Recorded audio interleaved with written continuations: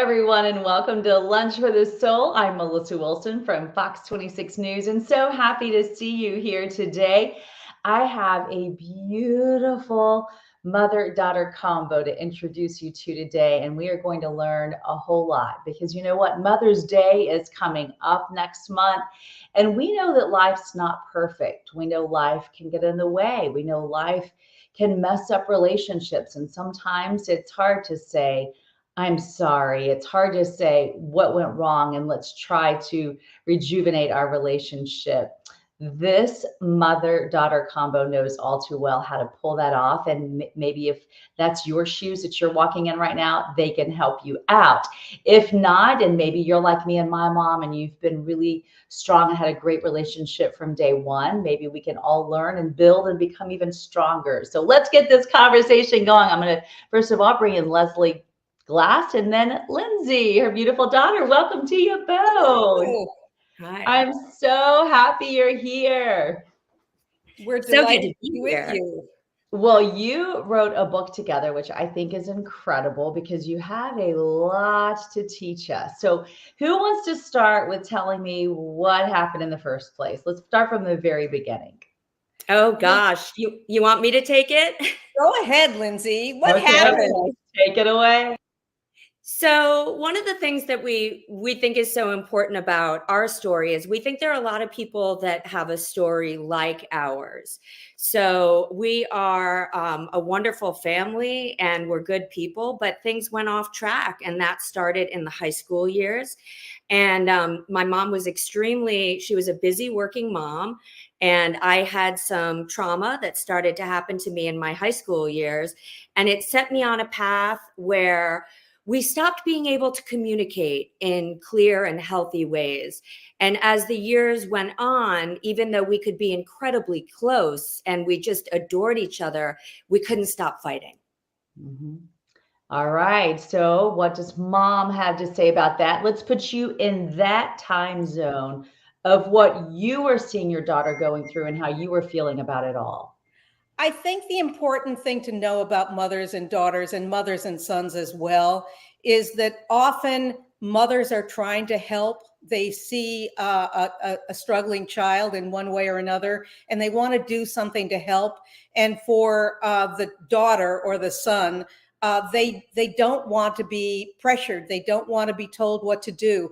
And I think we say it in the book a lot. No one wants to be told what to do. So here you are as a mom wanting to help and not knowing how to do it or what to do. So I think we were both frustrated. Mom was trying to help. Daughter was trying to keep her secrets. And I think that's part of being a teenager. Mm-hmm. Oh, goodness. Those teen years are so challenging. And like you said, I'm a mom of two boys, and I know that time can be tough to figure out how to talk to each other and really make sure that you stay close during that time. So you have 4 steps that you walk everybody through in your book. Let's talk about what those are, because I feel like 4 steps are doable, right? If you think about just repairing a relationship, it can be overwhelming. But when we really break it down to things that worked for you, I feel like we can all learn from that. Lindsay, you want to start? I would love to start. So it is a 4-step process. There are a lot of different things that go into the different steps, but it's a very special book because we're not just telling you our story. We're taking you through the steps that we went through so that you can have a transformative experience. And those are learning your own backstory, so you really understand who is your mom, who is your grandmom, what is the stuff that has happened to the women in your family.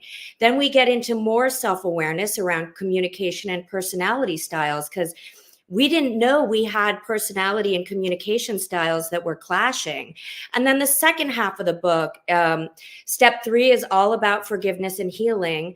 And step 4 is for the extreme cases when you can't reconcile with your mom or daughter, and you really need to create a beautiful spiritual recovery life for yourself so that you can be okay no matter what's happening. Okay, so you say those, but how can we do that on our own? Let's go back. Okay, let's break down revealing your backstory. Obviously, that's digging a little bit deep. Is that going back to when you felt like things were getting off in your relationship, things didn't, or even going back further than that?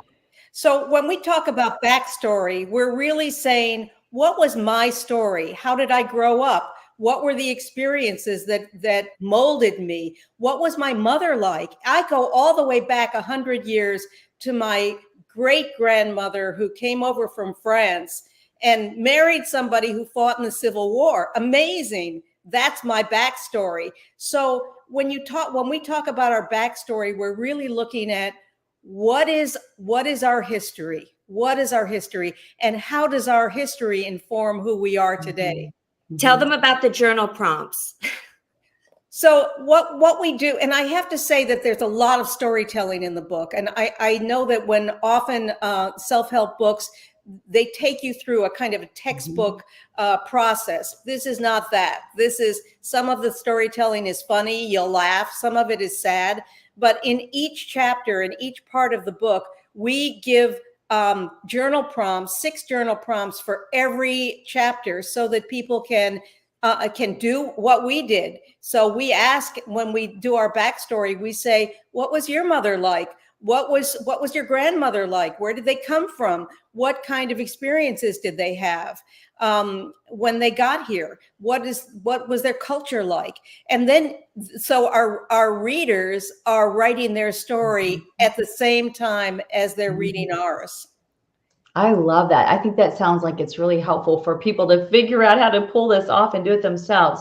When we're talking emotional and personality styles, how do we figure that out? Because it can be hard to figure that out about your own self. Maybe not your mom, or maybe not your daughter. I'm sure we all have plenty of opinions about that. But how do you dig deep and figure that out about yourself?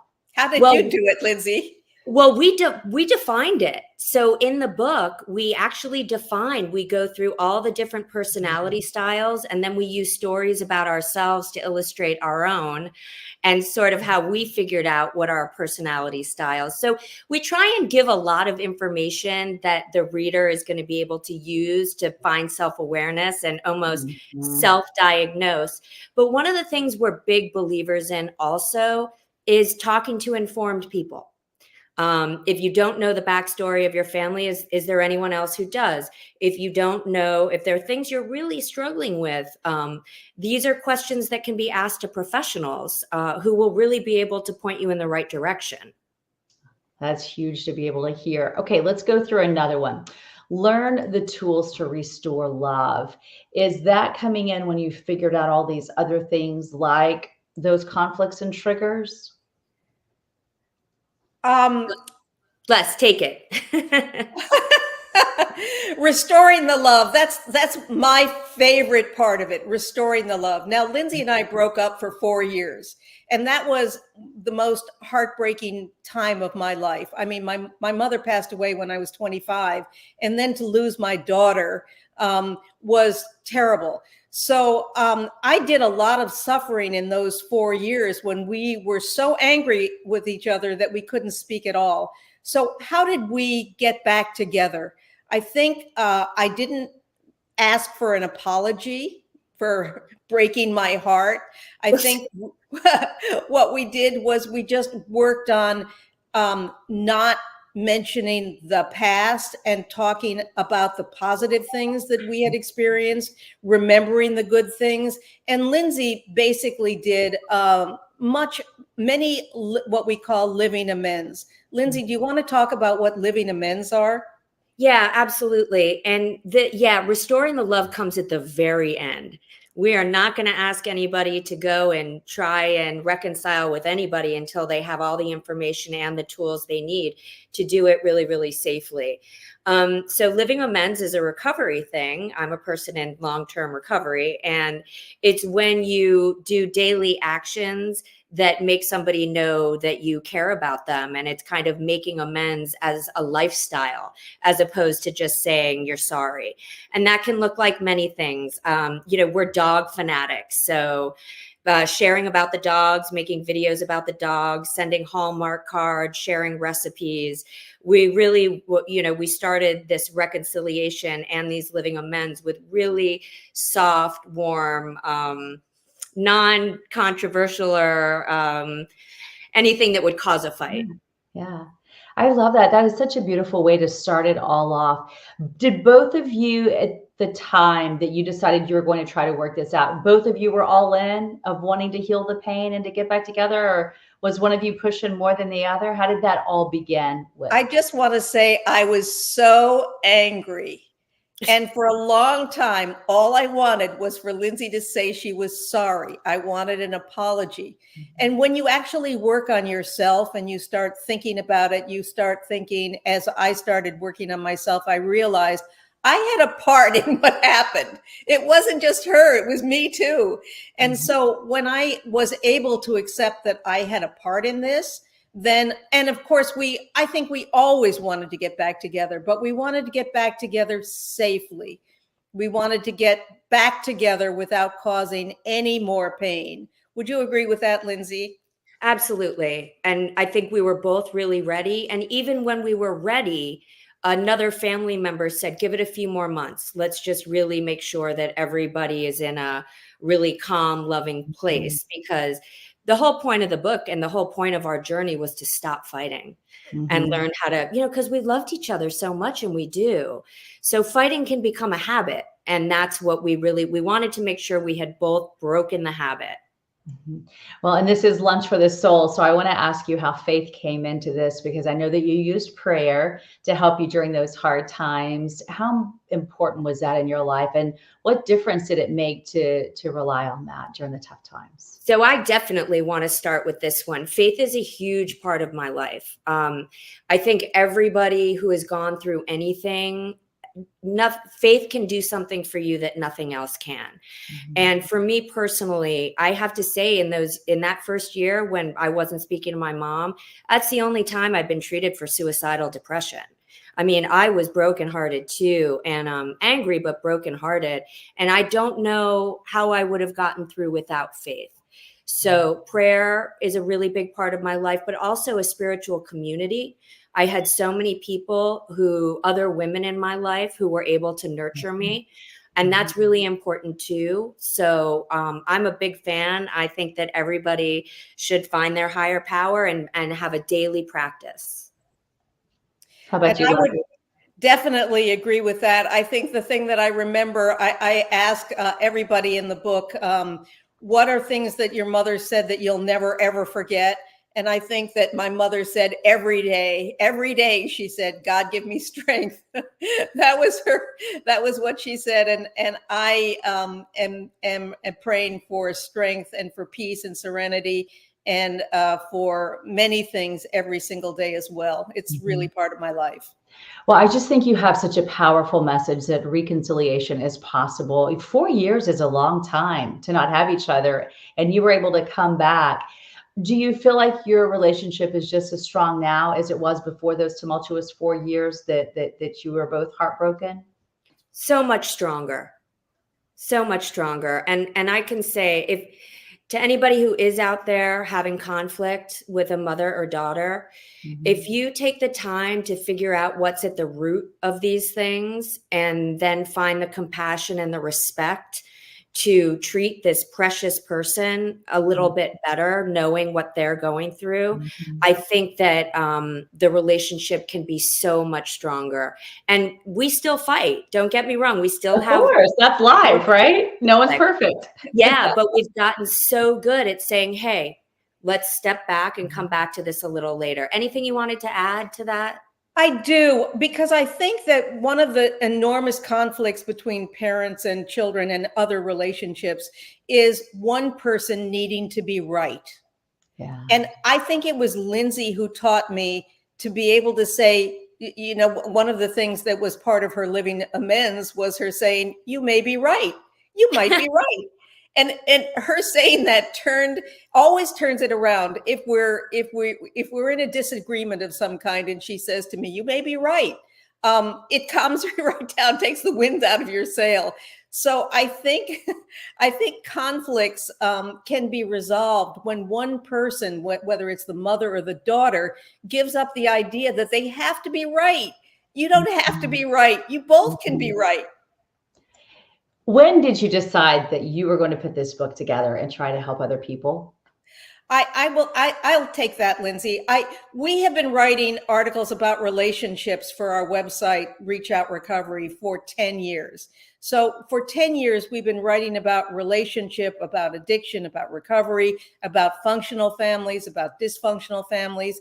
And there came a moment where we thought, where we were hearing from hundreds of readers their struggles with their daughters and their pain and their heartbreak. And we thought, well, maybe we're just going to add to our body of work and create a book that tells our story and shows how mothers and daughters can reconcile and be happy and be at peace no matter what happens with their relationship. And I think it was our experience of having written all of these articles for so long that allowed us to move into creating a book. I see a nod. Your daughter agrees. Let's talk about something else you did. So you have done all kinds of things, and I love that you are so open about this, because not only did you just keep something very private to yourself, you have the website, you have the book, and you also have a documentary. Tell me about that. Oh, all right. Well, yeah, when I sort of got my feet more groundly rooted in recovery, we were feeling very frustrated by the way addiction and mental health was being shown in the media. These were the days you saw Britney Spears with the shaved head and the bat, and that felt incomplete to us, is a good way to say it, because I am a person in recovery. I had been in New York and Florida and Los Angeles, and the people I saw in recovery were not like that. So we wanted to help remove the stigma of alcoholism, addiction, and mental health issues at a time when it was really, the recovery movement was just gaining momentum. We made that movie in 2011, 2012. And part of what we wanted to do was show what recovery really looks like, how people do find recovery, get sober, get healthy. And we traveled all over the country, going into different facilities to show what that looked like. And can people still watch that? Yes, of course. Do we go to your website, or how do we find it? It's on our website. It's also on Amazon. It's called The Secret World of Recovery. And our website is reachoutrecovery.com. And it can be purchased in 2 different places. Okay, so as we wrap up today, I'm just thinking, for anybody who's watching right now and they're sitting on the edge of their seat thinking, well, I want to make that phone call, or I want to make up with somebody, even if it's not their mom, maybe it's a friend or whoever it is. What is your best advice for the very first step? We talked about the 4 steps of what you, but the very first step to either pick up that phone or send a text or send an email or stop by, whatever that is. How do they do that? How do they make the first step? I think the first thing, I'm going to say one thing quickly and then you can go, Les, because this is one of the most important things, that advice I was given to me, whether it was with my mom or anyone else. Be really clear what you want to get out of it. Mm-hmm. So, we definitely would advise doing a little work around it before reaching out. But when it is time to reach out, be really clear. What are you looking for? Because you want to go into it with the correct intentions and not feel disappointed with whatever the outcome is. I would say no texts, no telephone calls. I would say... well, because texts have no emotion in them, Lindsay. No text, but I think phone's okay. Well, but then you're catching the person unaware and they don't know what you're calling for. If you're a mom and your kid calls you, you may think she's asking for money or whatever. So if you send a Hallmark card or you send flowers and say, I'm thinking of you, that you want to show the other person that you care about them. And what is that selfless thing that you can do? As Lindsay said, she sent me videos. And so she was thinking about me, and I could see that she found things that she knew that would interest me. Mm-hmm. So, sending a tiny gift or sending a card is a way to show that you care. All right, ladies, that is powerful information for everybody to know. Thank you for sharing your story with us. And I just hope you continue to have your beautiful relationship with each other and working on it every single day. Thank you for sharing this with us. Thank you. Such a great time to see you and spend time with you. And I want to remind you, if you all joined us late, you can always go to our Fox 26 website, fox26houston.com. You can go to our YouTube page and find all of my Lunch for the Soul episodes. If you have an idea, maybe you want to be on Lunch for the Soul, reach out to me. You can find me on our website, or you can email me at melissa.wilson@fox.com. Hope to see you next time, 12:30 every Wednesday.